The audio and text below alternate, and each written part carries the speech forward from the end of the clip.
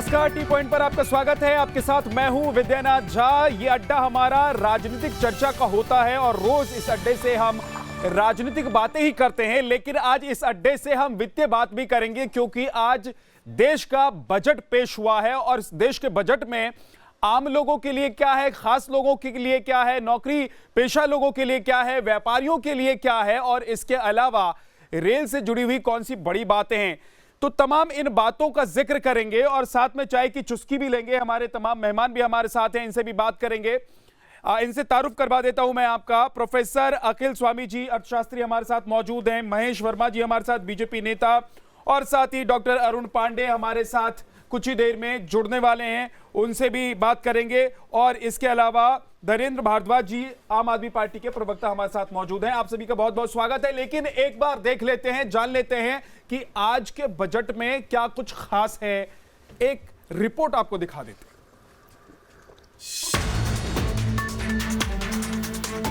Budget 2020 में सरकार ने टैक्स को लेकर बड़ा बदलाव और बड़ी राहत देने का ऐलान किया है। खासकर 5 लाख की सालाना आमदनी वालों को अब कोई टैक्स नहीं देना होगा। इनकम टैक्स की व्यवस्था में विवाद से विश्वास के सफर पर चल पड़े।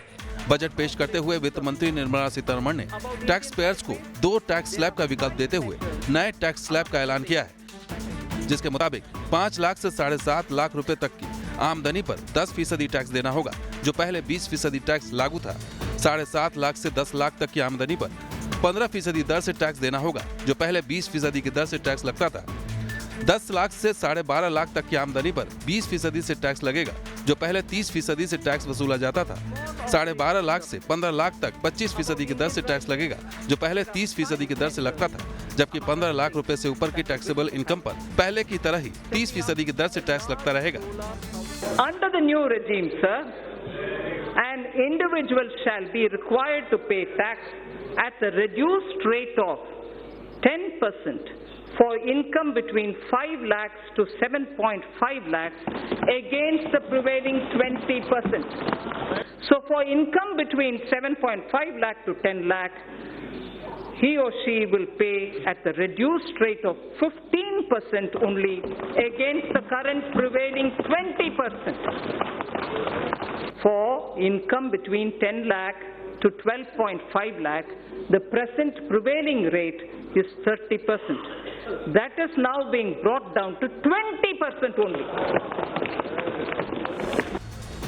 दरअसल इस टैक्स स्लैब का बड़ा फायदा उन लोगों को होगा जिनकी आय टैक्स दायरे में तो आती थी, लेकिन वो टैक्स बचाने के लिए जरूरी सेविंग नहीं कर पाते थे। इस नए स्लैब के मुताबिक 15 लाख रुपए तक की आमदनी वालों को पहले के मुकाबले कम रेट से टैक्स देने होंगे। हालांकि ये टैक्स पेयर्स की मर्जी पर निर्भर करेगा कि वो पहले वाला टैक्स स्लैब चुनता है या नहीं। टैक्स स्ट्रक्चर में मूलभूत बदलावों के कारण भारत में अनेक सेक्टर्स में वैल्यू एडिशन की संभावना भी बढ़ेगी। यहाँ ये भी बात ध्यान देने लायक है कि नई व्यवस्था के तहत टैक्स रेट्स उन्हीं टैक्स पेयर्स पर लागू होगा जो कोई छूट नहीं लेना चाहते। अगर किसी को नई व्यवस्था पसंद नहीं है तो वो पुराने टैक्स स्लैब के मुताबिक टैक्स दे सकते हैं। इतना ही नहीं, वित्त मंत्री ने यह भी माना है कि इनकम टैक्स का मौजूदा ढांचा थोड़ा पेचीदा है, इसलिए इसे आसान बनाने के लिए एक नई व्यवस्था लाई जा रही है। उन्होंने कहा कि नई व्यवस्था में अगर टैक्स पेयर कुछ डिडक्शन और एग्जेम्पशन लेना छोड़ दें तो उनके लिए नया टैक्स स्लैब लागू हो जाएगा। हालांकि राहत की बात यह है कि नई और पुरानी दोनों व्यवस्थाओं में 5 लाख रुपए तक की आमदनी पर कोई टैक्स नहीं देना होगा। Team news nation. तो मोटा मोटी तौर पर आपने ये समझ लिया कि आज निर्मला सीतारमण ने टैक्स के जरिए या बाकी और जो उन्होंने राहत वाली योजनाएं जिनके बारे में उन्होंने जानकारी दी है, उससे आपको क्या मिलने जा रहा है और क्या आपको फायदा होने जा रहा है। आम आदमी की बात हमेशा होती है जब भी बजट पेश किया जाता है, और आम आदमी पार्टी की तरफ से हमारे साथ आम आदमी पार्टी के प्रवक्ता भी इस वक्त मौजूद हैं। सर, मैं आपसे ही पूछना चाहता हूं, आपकी आम आदमी पार्टी को क्या मिल रहा है? देखिए, हमें कुछ मिले ना मिले, लेकिन हमें उम्मीद थी कि शायद चुनावी माहौल है तो दिल्ली को कुछ अच्छा मिल जाएगा। लेकिन आज दिल्ली के लोगों को बहुत निराशा हुई है कि जो हमारी एक्सपेक्टेशन थी दिल्ली के लोगों की कि शायद इस बजट में हमें कुछ खास मिलेगा, कुछ खास मिलना तो छोड़िए, जो हमारी बेसिक नीड थी वो भी नहीं मिली। आज दिल्ली के लोगों के लिए बजट बहुत निराशाजनक बजट है। और दिल्ली मतलब देश के लोगों के लिए भले ही बजट अच्छा हो, लेकिन दिल्ली के लोगों के लिए निराशाजनक। देखिए, बजट में क्या एक चीज बताइए, एक दिक्कत तो ये भी है कि अभी अरविंद केजरीवाल जी ने कहा कि ये सौतेला व्यवहार किया है दिल्ली के साथ। अब बताइए, अगर दिल्ली के लिए कुछ योजना लेके आते तो आप कहते हैं क्योंकि चुनाव के दिन थे तो इसलिए दिल्ली वालों को फायदा पहुंचा दिया। आपको ध्यान हो, तो चित भी मिली और पट भी मिली। जहां सब सीएम साहब ने उसी दिन कहा था कि बजट से मैं उम्मीद करता हूं कि बजट आए दिल्ली के लोगों के लिए। हम चाहते तो चुनाव आयोग जा सकते थे, लेकिन नहीं गए। बजट आ रहा है ठीक है, लेकिन दिल्ली के लोगों का फायदा होना चाहिए। हम दिल्ली के लोगों की वेलफेयर की बात कर रहे हैं। आज बजट के अंदर आप देश की बात कर रहे हो, कहीं अनएम्प्लॉयमेंट की बात नहीं करी। देश में बेरोजगारी जो है 45 साल में हाईएस्ट उस पे है। आज महंगाई चरम पे है। आज देश में किसान सुसाइड कर रहे हैं। स्वामीनाथन कमीशन की रिपोर्ट लागू नहीं रही, एमएसपी के लिए झगड़ा हो रहा है। आज देश की इकोनॉमी जो जीडीपी घरेंद्र जी सुन लीजिए सुधारने के लिए कोई कदम नहीं। आपके नेता की और दिल्ली में, दिल्ली का एक एग्जांपल बता दूं, दिल्ली में आप अपने नेता की अभिनेतागिरी की अगर बात कर रहे हो तब तो सही है, तब तो सही कह रहे हो। आप अपने नेता की ड्रामे की बात कर रहे हो तब तो सही है। आम आदमी पार्टी का जितनी नोटंकी है उसके ऊपर अगर कोई बात कह रहे हो वो सही है। लेकिन एक चीज ध्यान रखना कि बजट से पहले आपका सुनेंगे, सुनेंगे, सुन लो मेरी एक बात है कि दिल्ली में सिविक बॉडीज है एमसीडी इनके पास है, 3 एमसीडी है। उन एमसीडी के लिए हमने 1250 करोड़ रुपए मांगा था कि इनकी जो सैलरीज है और जो दूसरे खर्चे हैं वो निकल जाए। सर ये बताइए, 3000 करोड़ रुपया, ना 3000 में बांट रहे हैं। माफ करिएगा, इतना बड़ा झूठ आज आपके चैनल से 2017 में ये क्या बोल रहे हैं जहाँ साहब? ये इतना बड़ा झूठ, ये तो आपके चैनल पे झूठ कांड हो गया। अरे भाई सुनो घरेंद्र जी, आप अपने मुख्यमंत्री को झूठा साबित कर दिए। आप अपने मुख्यमंत्री को झूठा साबित कर दिया। 3200 करोड़ रुपया एमसीडी को दिल्ली सरकार से लेना है। 1200 करोड़ रुपए की डिमांड कर रहे हैं। दे रहे हो, हे भगवान, अरे एमसीडी आपकी, वो तो हमारी नहीं है। हमारे साथ खुंदक निकालो, लेकिन एमसीडी ये गलत बात है। उनको तो दे दो। दिल्ली की हम बात नहीं कर रहे हैं, बजट की बात कर रहे हैं। सुन ले, अब अगर आप एमसीडी भी तो दिल्ली की आपकी अपनी है भैया, भारतीय जनता पार्टी का शासन है। नरेंद्र जी, आप लोग बैठे हैं, ये बोलने देंगे? सुन लीजिए, एक बार सुन लीजिए यार। आपने कहा कि आप 1 मिनट टाइम दो, मैंने आपको 1 मिनट दिया। अब मेरी बात सुनो, आप वो शख्स हो जो कि अपनी चीज को बताते नहीं हो, कहते नहीं हो, समझाते नहीं हो, लेकिन दूसरे के ऊपर जो है उसको बड़ी बढ़िया तरीके से उस लबादे को उड़ा देते हो। आप अभिनेता की तरह, एक्टर की तरह ड्रामेबाजी करते हो। मैं आपसे पूछना चाहता हूं कि केजरीवाल जो है, अगर दिल्ली को लेकर इतनी ही चिंता थी तो एक समस्या बताते, मांग करते। पहले उनके जो सांसद थे जो कि वहां 10 तरह से नौटंकी करते हैं, या वो संजय सिंह हो या भगवंत सिंह मान हो, वो कहते हैं कि साहब दिल्ली की जनता का ख्याल रखिएगा, दिल्ली की ये प्रॉब्लम है, ये हम चिन्हित करके आपको बता रहे हैं, ये हम कह रहे हैं। एक बार इस बजट में उसका भी कहीं ना कहीं जिक्र होना चाहिए, उसका प्रोविजन होना चाहिए। एक सेकंड, नहीं, आपका दर्द तो मैं समझ रहा हूँ, चुनाव है सर, तो आपका दर्द तो समझ में आ ही रहा है। कैसे? एक सेकंड वर्मा जी, जो बजट है, एजुकेशन बजट जो है, प्रोफेसर साहब हमारे साथ मौजूद हैं, अर्थशास्त्री हैं, जरा उनको तो सुन लीजिए।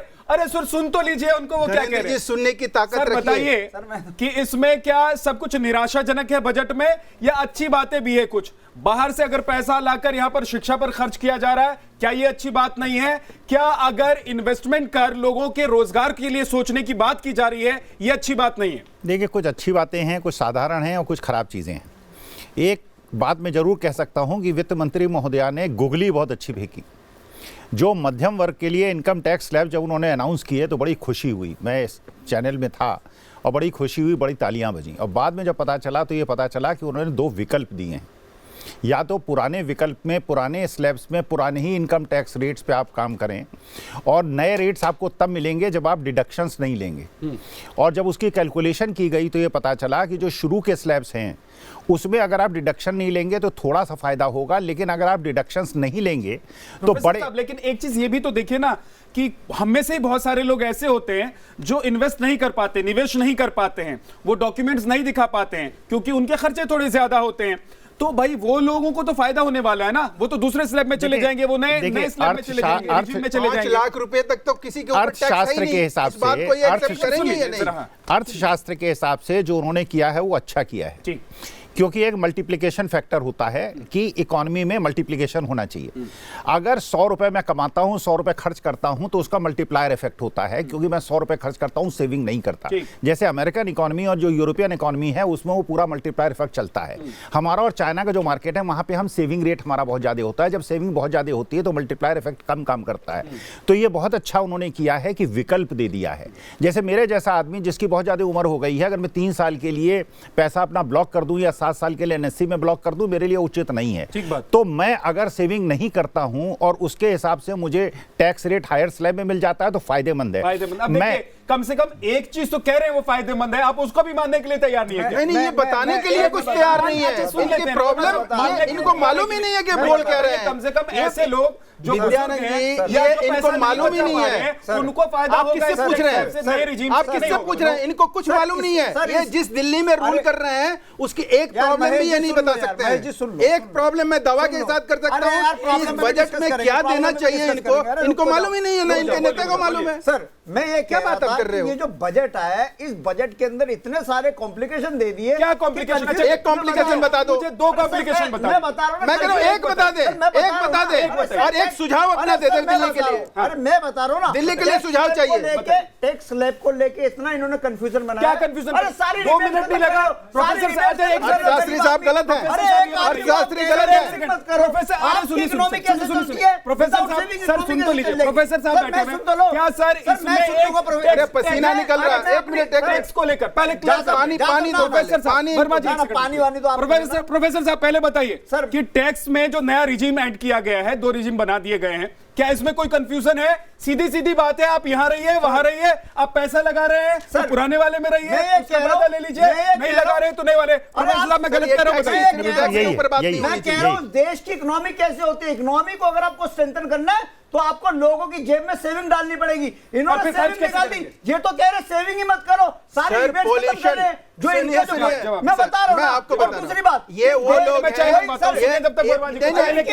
ये वो लोग हैं जिनको सब कुछ मिलने के बावजूद भी पॉलिसी कहती है ये वो नहीं, ये टैक्स सुनिए, ये टैक्स लेते हैं, ये टैक्स लेते हैं, ये टैक्स लेते हैं, कुछ नहीं बताते हैं। ये पैसे लेते हैं, 20,000 करोड़ रुपया केजरीवाल ने अनट्रेसेबल है कि गया कहाँ पैसा। आजादी के बाद हमारे दिल्ली आज मैं इनके ऊपर आरोप लगा रहा हूँ इस बात को, आरोप लगा रहा हूँ इनके ऊपर, आरोप लगा रहा हूँ।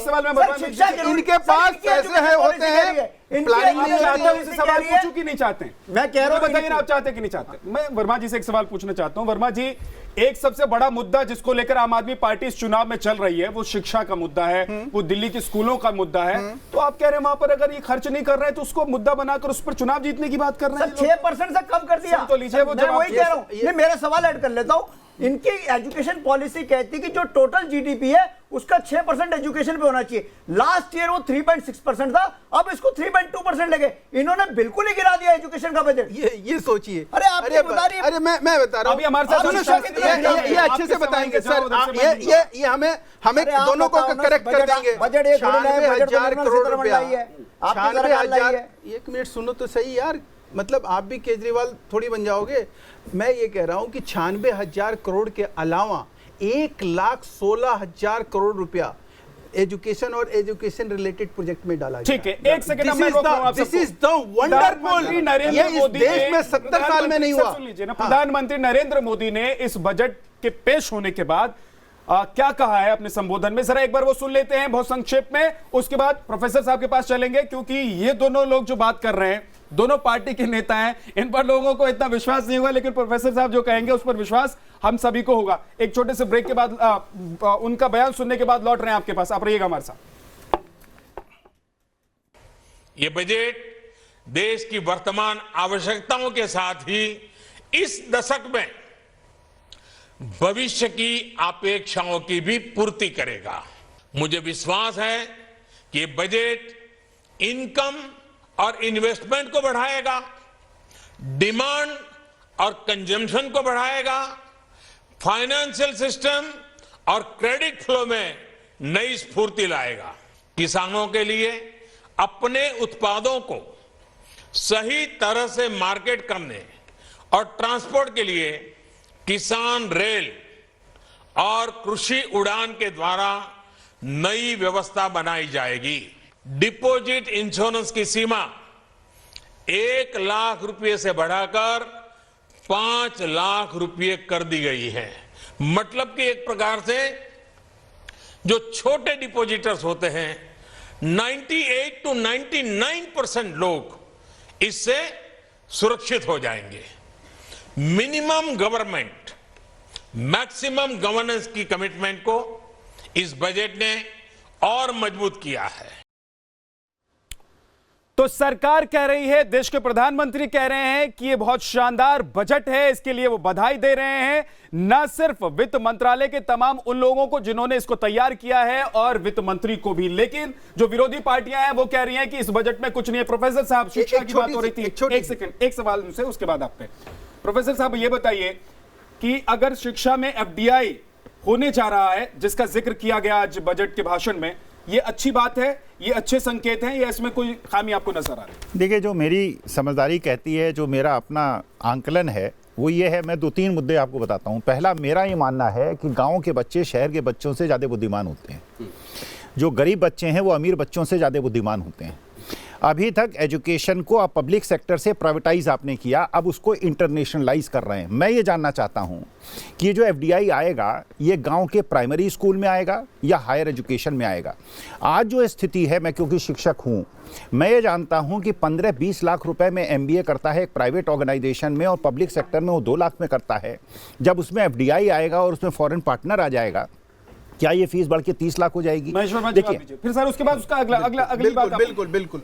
मैं आपसे ये पूछना चाह रहा हूँ प्रोफेसर साहब कि ऑनलाइन डिग्री अगर एक कोर्स इंट्रोड्यूस किया गया है और उसमें एफडीआई आता है, उसके ज़रिए हम कोई एक्सेस करते हैं हायर एजुकेशन में, हमारे बच्चे दूर दराज इलाके में जिनके लिए प्रॉपर स्टेट गवर्नमेंट का वो इंफ्रास्ट्रक्चर नहीं होता है, उसके लिए अगर इस तरह का एफडीआई का प्रोविज़न होता है, या फिर कह लीजिए कि हायर एजुकेशन में जहाँ पे आपको लगता है कि भाई हमारे बच्चे जो बाहर जा रहे हैं आज पढ़ने, उनके करोड़ों रुपये जो खर्चा होता है, वो अगर घट के कहीं आज यहाँ पे 25-50 लाख रुपये में वही शिक्षा प्राप्त हो। आप मुझे ये बता दीजिए, आप प्रोफेसर हैं, इस देश का जो आईआईटी है, आईआईएम है, उसका स्तर वर्ल्ड वाइड क्या है? वो आज एजुकेशनल लेवल पे या उस मापदंड पे कहां खरा उतरता है? उसमें आज अगर हम कोई अच्छा करने की गुंजाइश बना रहे हैं तो उसमें गलती क्या है? एक बात। दूसरी बात आप समझने की कोशिश करिए साहब कि ये वो लोग, मैं आपसे एक बात पूछना चाह रहा हूं कि हर बार ये प्रोफेसर साहब और ये घनेंद्र दोनों से मैं पूछता हूं कि पार्लियामेंट के बाहर हर एक बजट से पहले विपक्ष के लोग सवाल खड़ा करते थे। बीजेपी 10 साल सवाल खड़ा करी है इसी बजट पे। इस साल कोई भी आदमी पार्लियामेंट के बाहर, ना वो राहुल गांधी, ना वो अरविंद केजरीवाल, कोई आदमी अगर सवाल नहीं खड़ा किया है तो इसको सलाम और प्रणाम करना चाहिए। ये भ्रम और भ्रामक आंकड़ों के बाजीगर, आप मुझे बताइए कि 20,000 करोड़ रुपया दिल्ली का कहाँ गया?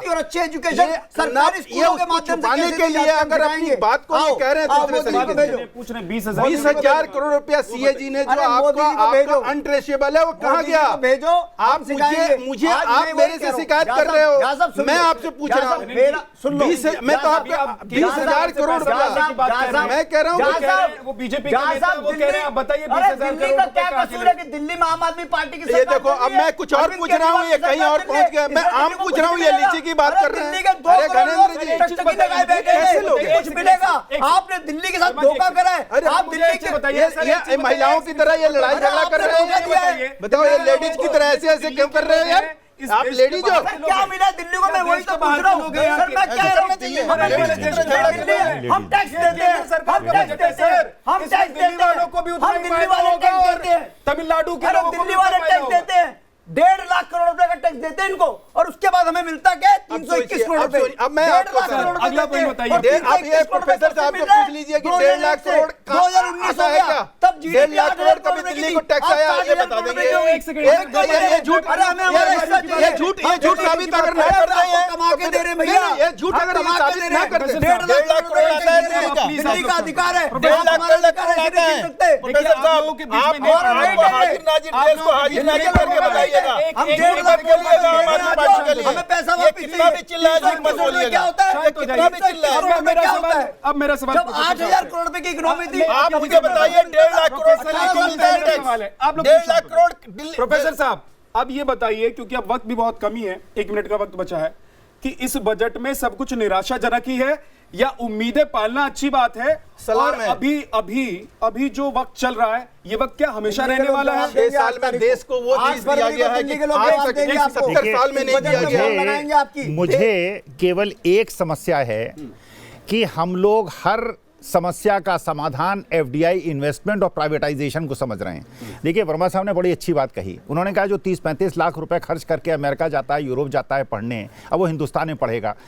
आप उस बच्चे की बात कर रहे हैं जो 30-35 लाख रुपए खर्च करता है। मुझे चिंता उस बच्चे की है जो गांव में गरीब का बच्चा उसके लिए ऑनलाइन डिग्री, ऑनलाइन डिग्री कुछ नहीं वो है। उसकी अरे उतना ही कुछ नहीं महत्व भैया, है, आप तो प्राइवेट उसका स्कूल के उतना ही माफिया के महत्व है। साथ जो हो। भी आदमी यहाँ आप पढ़ने पब्लिक आएगा, स्कूल पढ़ाने के माफिया आएगा, के साथ कहीं ना हो। कहीं आप यूनिवर्सिटी पब्लिक से स्कूल का ये माफिया बच्ची चलाते एक बात हैं। इतना ही। आप प्राइवेट स्कूल के माफिया के साथ हो, उन्हीं के लिए काम कर रहे हो। भी है कि क्या ये 20,000 करोड़ की बात इस भूल गए। बजट के बाद, अभी क्योंकि दिल्ली में चुनाव होने जा रहे हैं, 8 तारीख को वोटिंग है, तो राजनीतिक पार्टियां इसको पॉलिटिकल मुद्दा बनाकर अपने तरीके से पेश कर रही हैं, या फिर इस बजट में कुछ चीजें अच्छी भी हैं और उस तरीके से भी इस बजट को देखना चाहिए, क्योंकि विश्वास पर पूरा बाजार खड़ा होता है। अगर बाजार गिरा है तो विश्वास के साथ ही उसको उठाना पड़ेगा। आज टी पॉइंट पर इतना ही। आप देखते रहिए न्यूज़ विशन।